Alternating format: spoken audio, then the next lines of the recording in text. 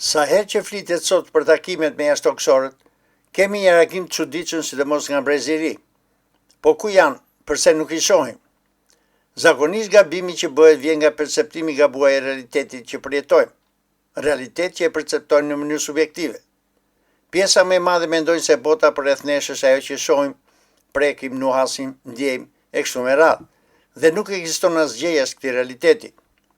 Por çdo gjë që ne perceptojmë nëpërmjet pesëqisave është pjesë e fluksit elektromagnetik apo spektrit elektromagnetik. Çfarë është vetë spektri elektromagnetik? Spektri elektromagnetik përshkruan sasinë e energjisë elektromagnetike që kalon nëpër një sipërfaqe të caktuar për një si kohe dhe përfshin dritën e dukshme, infratë-kuqen, ultravioletën, rrezet X, rrezet gamma dhe valët e radios. Frekuencat e spektrit janë nga 1 deri në 10 në fuqi të 25 Hz, kurse gjatësia e valës lambda është nga 10 në fuqi të 10 deri në 10 në fuqi të -15 cm. Çfarë shohim ne si rast njerëzor te kjo gjatësi vale apo te këto frekuenca? Ne në thelb shohim 0.003 deri në 0.004% të gjithë spektrit elektromagnetik. Ne shohim vetëm dritën e dukshme, që shtrihet nga 400 nanometër ngjyrë vjollc deri në 700 nanometër që është ngjyrë kuqe. Ne nuk i shohim valët radio, që janë shumë të gjata, mikrovalët, infratë-kuqen, ultravioletën, rrezet X dhe rrezet gamma.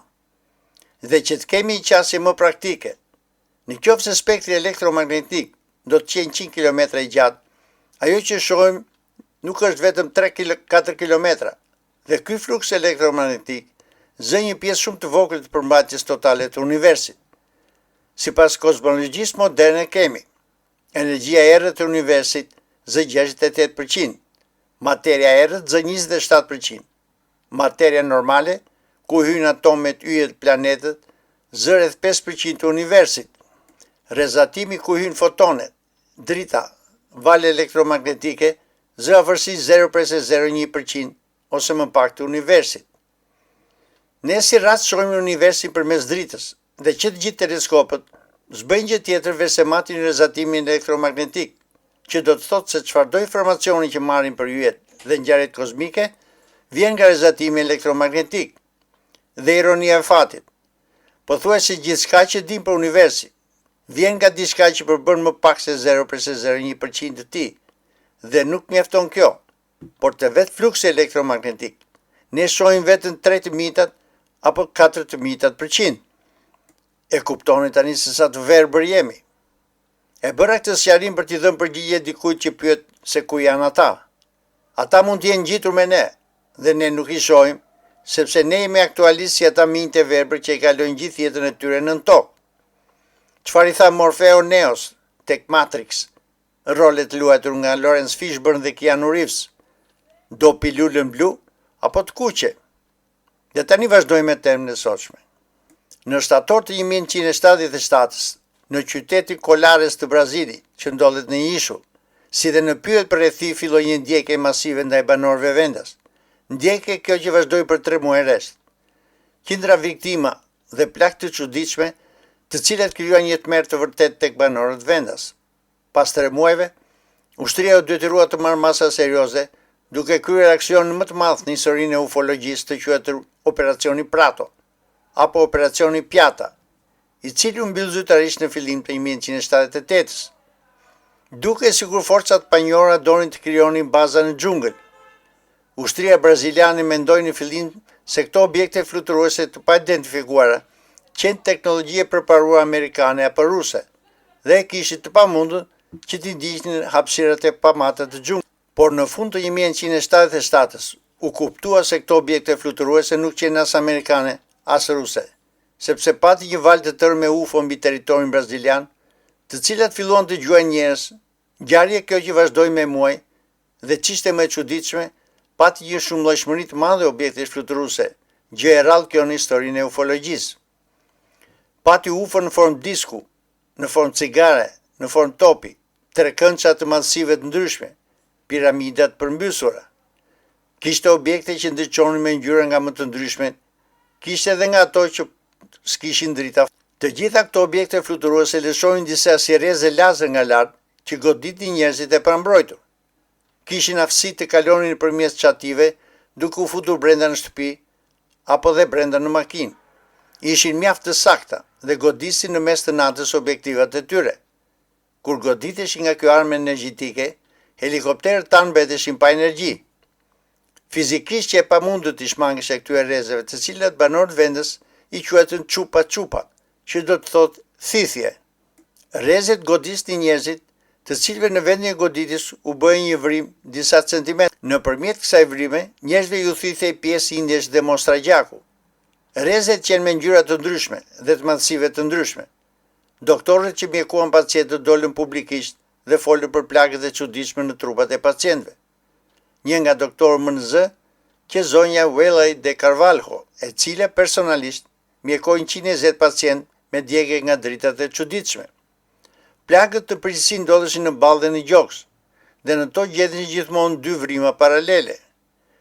Plagat duke si dëmtim radiacioni dhe me kalimin e kohës thashin dhe nxjeshin, dhe në disa pacientë rrezatimi u shqyrua dhe me rënje flokësh. Viktimat gjatë goditjes nuk ndjenin dhimbje, por vetëm një nxjerrje lokale.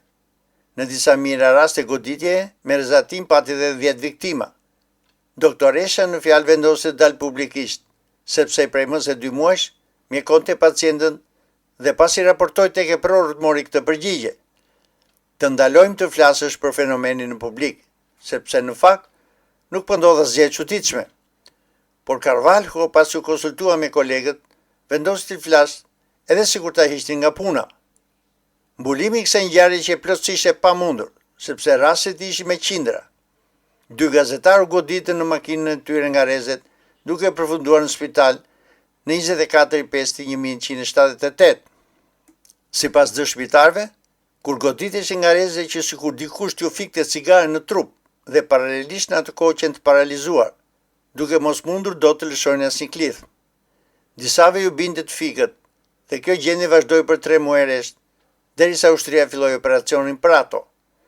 Duke mos patur përgjigje nga qeveria, banorët vendas larguan gratë dhe fëmijët jashtë territorit të gjuetisë së jashtëtoksorëve. Burrat që mbetën pas ndisnin natën zjarre të mëdhenj, duke qëndruar së bashku dhe duke munduar të qellonin me shtëmundin në objektet fluturuese.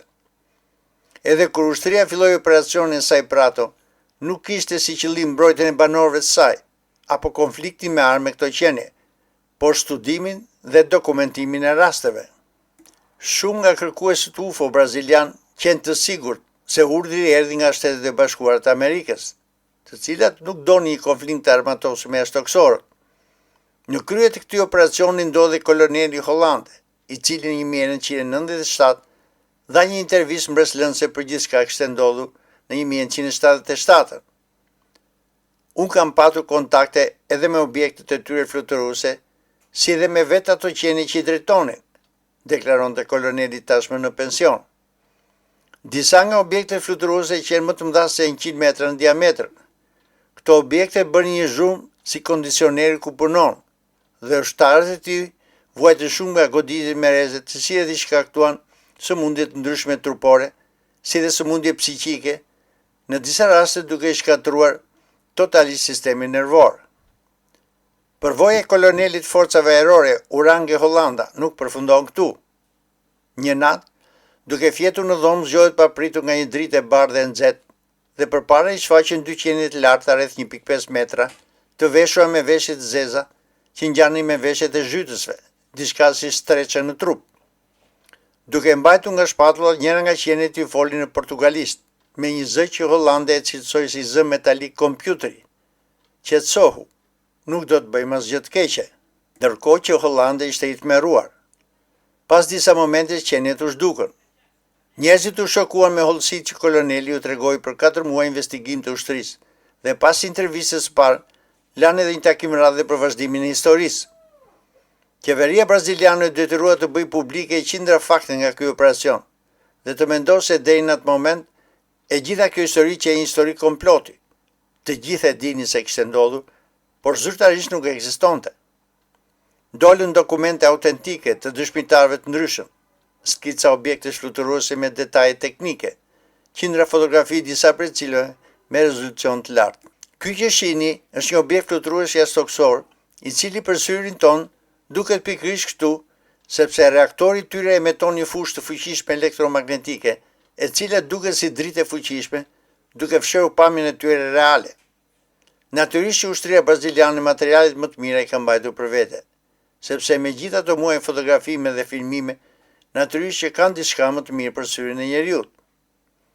3 muaj pas intervistës së parë, koloneli dhe ikosisht dhe komandanti i operacionit Prato gjendet i vdekur apo më saktë i varur me kravat në shtëpi. Varianti zyrtar, vetvrasje. Një vetvrasje kjo, si e qindra të tjerëve që guxuan të thonë të vërtetën për ngjarje të tilla. Të njëjtin histori mbështeti dhe kërkuesi A.G. Gebhardt në 2004, i cili mblodhi 36.000 firma për të detyruar qeverinë braziliane që të bëjë publike gjithë ngjarjen e operacionit Prato nëpërmjet një peticioni. Arriti të lërë një takim me 20 general brazilian në 20 maj 2004, të cilët i lanë të shihnin rreth 200 dokumenta autentike të operacionit Prato, fakte këto që vërtetuan se Hollande kishte thënë të vërtetën. Të gjithë dëshmitarët thanë se përpara se të shfaqej në qiell objekte fluturuese, kishte një si shkarkim drite, si blic në horizonte, në pjesën veriore. Kjo dritë shfaqej 7 deri në 9 herë në intervale 10 me 45 sekonda. Pas kësaj vinte aniemëm, e cila ishte e parë që lëshonte nga trupi i saj disje më të vegjël që gjuani njerëzit si kafshët. Çfarë operacioni që ky që duhet të bëjë fshet nga sepse duhet të kemi të qartë një gjë. Nuk janë jashtëtoksorët ata që përpiqen që të mbulojnë gjurmët, por janë njerëzit ata që urdhërojnë fshehjen e të tilla ngjarjeve. Të mos harrojmë që ka një pjesë e jashtëtoksorës që ne na shikojnë pikërisht si copa mishi, pa patur as ndjenjë më të vogël humane, sepse nuk kanë ndjenjë. Por kjo ka të bëjë me këndvështrimin ton dhe jo të tyre. Ka një dëshmi ku personi i ndërgjegjshëm gjatë rrëmbimit i thotë jashtëtoksorit: "Nuk keni të drejtë të bëni këtë që po bëni." Përgjigjja që kemi absolutisht të drejtë. Dhe këtu lind pyetja: kush ja dha këtë të drejtë? Kemi folur në kanal për rrëmbimet e njerëzve në territorin e Shteteve të Bashkuara, si dhe për sakatimet e kafshëve në fillim vitet 70. Jemi po në atë periudhë, por ngjarjet e kësaj radhe janë spostuar në Brazil. Sasia e mjeteve fluturuese është aq e madhe, sa që dukshëm duket që jashtëtoksorët nuk shqetësohen për paraqitjet e tyre kaq si racëson. Sikur të ngjarjet ta kishte bërë publike gjithë media botërore, natyrisht që do të kishim një bujmbar botërore, por kjo nuk ndodhi. Që do të thotë se ne për këto qenie jemi në nivelin e kafshëve, që shërbejnë për eksperimente të ndryshme deri edhe si ushqim, sepse ata nuk kanë qëllime të këqija. Thjesht ata nuk e dinë se çfarë është e keqja, ose na shikojnë ne si shikojmë ne shkencëtarët tanë, kafshë të ndryshme që kapin dhe që i përdorin si kavje në eksperimentet e tyre, dhe shpesh edhe për t'i ngrënë, dhe te kjo e fundit nuk janë vetëm shkencëtarët. Me anë të eksperimenteve mbi kavje, shkencëtarët tanë marrin dijet përparuara që i shfrytëzojnë më vonë në fusha të ndryshme. Ne lahemi me shampo të ndryshme, lyejmë lëkurën me kremra të ndryshme, veshim këpucë me lëkura të ndryshme, e kështu me radhë tu për këpucët e kuqe që veshim papët apo disa kardilar të lartë, të cilat besoj se disa nga ju e dinë se me se bëhen. Nuk është se ju femrat vrisni mendjen kur përdorni një krem caktuar, i cili vjen si rezultat i vrasjes së 10 kavjes të ngujesura në kafaze për të marrë formulën e dur kimike që i bën mirë lëkurës. Duhet vrasja e kush e di se sa fëmijëve para pubertetit për të përfituar adrenohromën, e cila kushton 1.5 miliard dollar kilogrami, që elita, apo e shtuquetur elit, ta përdor për të rinuar.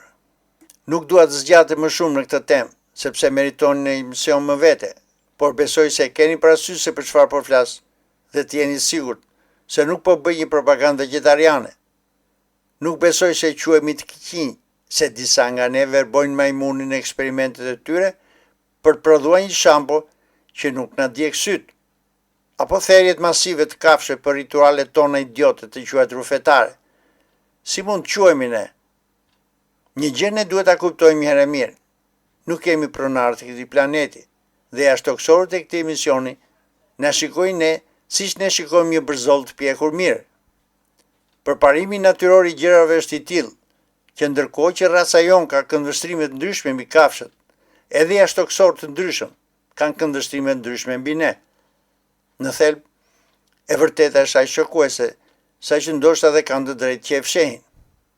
Sot nuk po ju pyet se a besoni ju në këto ngjarje, sepse është e vërtetuar katëcipërisht që ka ndodhur. Por pyetja që po ju shtroj është se çfarë eksperimenti kryen jashtëtoksorët me ne, dhe mos mendoni se këto ngjarje ndodhin vetëm në Amerikën Veriore dhe Jugore. E njëjta gjë ka ndodhur edhe në Indi, shfaqje masive objekte fluturuese në qiell. E fundit si u lodha, në qoftë se keni rastësisht në kontakt me jashtëtoksorët, mos mendoni se çfarë qëllimi kanë, por futja një vrapit. Kjo është bota e fshehtë që përpiqet të shkojë sa më pranë të vërtetës. Deri tek emisioni i radhës, mirupafshim.